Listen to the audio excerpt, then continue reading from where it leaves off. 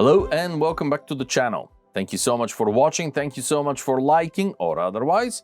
Thank you for your comments. One beautiful day I will be done with my book and I will be able to look at comments and answer them again regularly.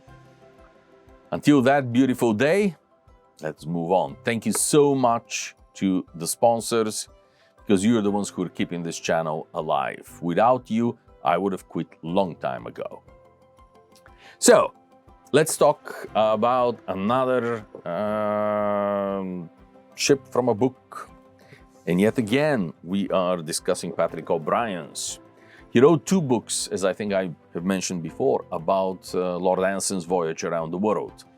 And we have already spoken about the Centurion, the better known, better recorded of the two vessels.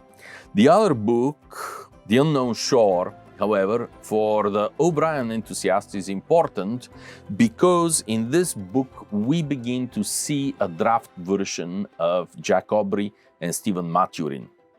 It is in the characters of John Byron, a perfectly Rio character, otherwise known as Foul Weather Jack, and the slightly less Rio character of Toby, his friend, enthusiastic zoologist, brilliant in zoology, brilliant in languages, completely an imbecile as far as ships are concerned.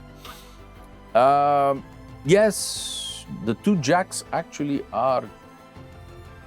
With his Jack Byron, he already is describing Jack Aubrey. There is very, very little difference between the two. Here we already see the developed Aubrey.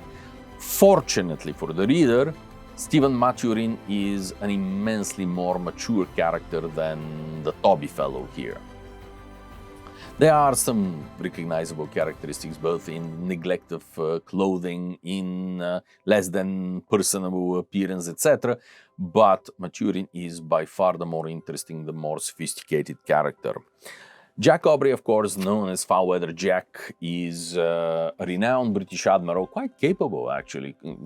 History has not treated him very justly, including mostly Mahan, but in reality he was a perfectly capable officer.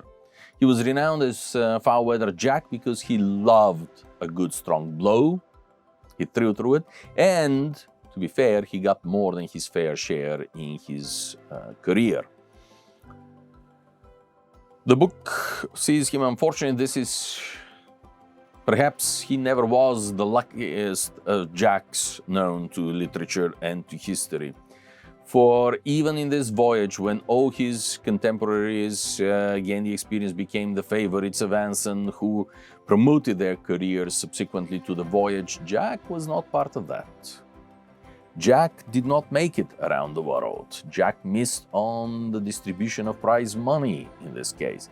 Instead, he spent most of the war being captured or at first attempting to survive and make his way into Spanish-controlled territories rather than the local Indians, Amerindians. He eventually makes it into the more civilized parts of the Pacific coast of South America and spends the majority of the rest of the war as prisoner of war, more or less comfortably. The comfortable part is entirely thanks to the fact that Anson had been so scrupulously gentlemanly to all the people that he captured during his raiding of South America. And the Spaniards, a gentlemanly nation, if at all, paid back the respect and with decent humane treatment of the wrecked English mariners. But returning to the story, the book actually is retelling of the two available recordings or retellings of the story of the WAGER. WAGER was commissioned as a frigate with a squadron of Lord Anson, but in reality she was a merchant vessel that was bought into the service and converted into a warship. So she never was particularly satisfactory. Neither was she particularly fast or particularly maneuverable. And the person who was moved into command of her was not a particularly brilliant officer. He was neither a coward nor completely incompetent, but he certainly was no leader. And to make the long story short, as they were attempting to enter the Pacific after storms, they got separated from the rest of the squadron, ended up embayed a number of times, and after numerous desperate attempts to get clear of the islands and the Straits of Magellan and to enter the Pacific and rejoin their admiral. To make the long story short, WAGER was wrecked. As I said, there are two contemporary accounts. One of them is actually written by Byron himself. Both books are available, although probably on the used book market. The other one is by one of the other officers, subsequently written. I recommend John Byron's Affair on the WAGER. Recently, another popular account of the expedition of the WAGER has been published. I was unimpressed by it, but I cannot say that I read it page by page. I sort of looked through it. I looked through the notes at the end and the bibliography. That is how I usually start evaluating any book, historical book. But be this as it may, it really doesn't matter, whichever it is. It makes an interesting reading. It is an interesting story, mostly of survival and rather than of seamanship and glorious fights, unlike Anson's. But it still is part of the Anson legend. And it was life-shaping experience for the future admiral, who I believe is the grandsire of the poet, with whom most of the viewers probably are better acquainted, or perhaps not, as the case may be.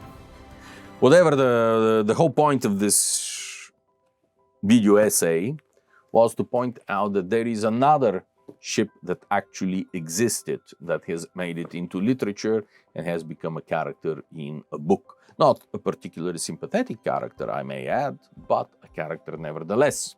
And this is characteristic of Patrick O'Brian. Virtually all the ships that he mentions in his books, whether it is the Jack Aubrey series or the two predecessors, or prequels if you prefer, all of them are dealing with ships that really existed.